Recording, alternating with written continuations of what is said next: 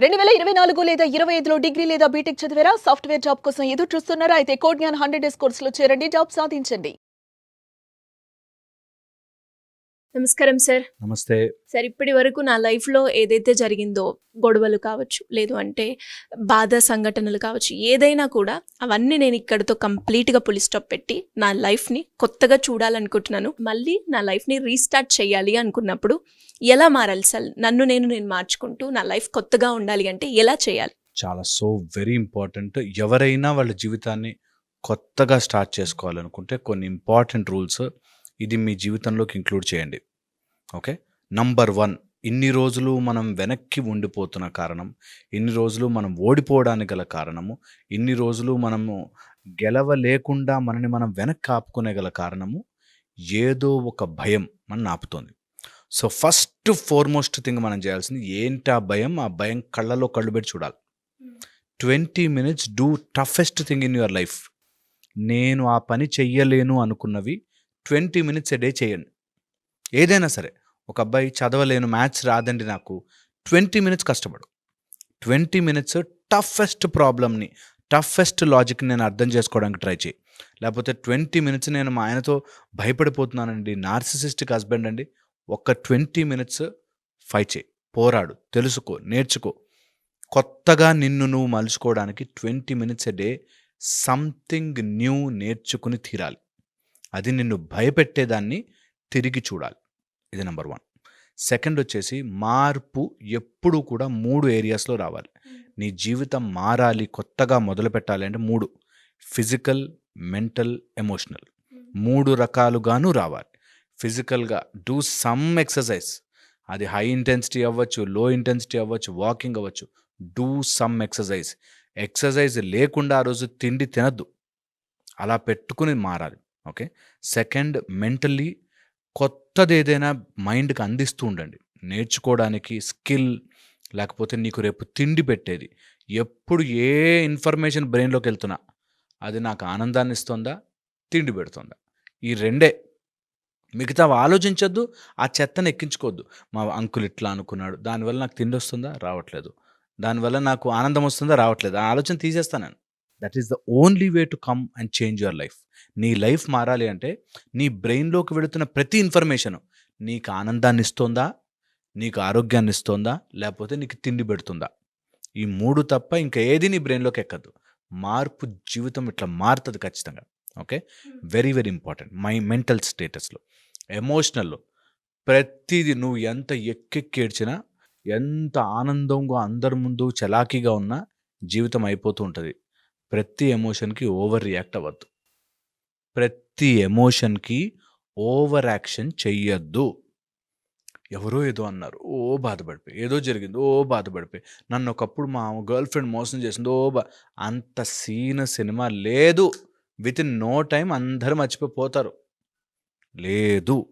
అందుకని 3 ఏరియాస్లో ఫిజికల్గా, మెంటల్గా, ఎమోషనల్గా స్ట్రాంగ్ అయిపోవాలి గట్టిగా. ఇక్కడే మార్పు తీసుకురావాలి. ఓకే. దీంతో పాటు నేనెప్పుడు చెప్తాను, దారి తప్పినప్పుడు ఒక్క నిమిషం ఆగి మ్యాప్ ఓపెన్ చేసుకొని మ్యాప్ చూసి ఎటు పోవాలని చూసుకోవాలి. అలాగే జీవితం ఎప్పుడైనా వెనక్కి తోసినప్పుడు మారాలి అనుకుంటే సెలెక్ట్ ఎ గైడ్. ఎవరైనా నీకంటే కొద్దిగా పొజిషన్లో మంచిగా ఉన్న వాళ్ళని గైడ్ తీసుకోండి. మన ఓన్గా మైండ్ నడవదు తెలుసా.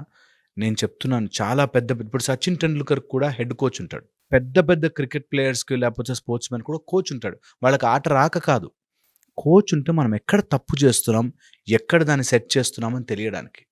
సో వెరీ వెరీ ఇంపార్టెంట్ ఒక కోచ్. మాకు ఇన్ సర్జికల్ స్కిల్ నేర్పించేటప్పుడు, సర్జరీస్ నేర్పించేటప్పుడు తప్పు చెప్పడానికి ఒక సీనియర్ ఉంటాడు. నువ్వు ఇక్కడ తప్పు చేస్తున్నావు, నాకు తప్పులు చెప్తావా, నేను తప్పు అని ఎప్పుడు ఆలోచించకూడదు. ఎన్ని తప్పులు కరెక్ట్ చేసుకుంటూ వెళితే అంత గొప్పవాడిగా ఎదుగుతావు, గొప్ప ఆమెలాగా ఎదుగుతావు.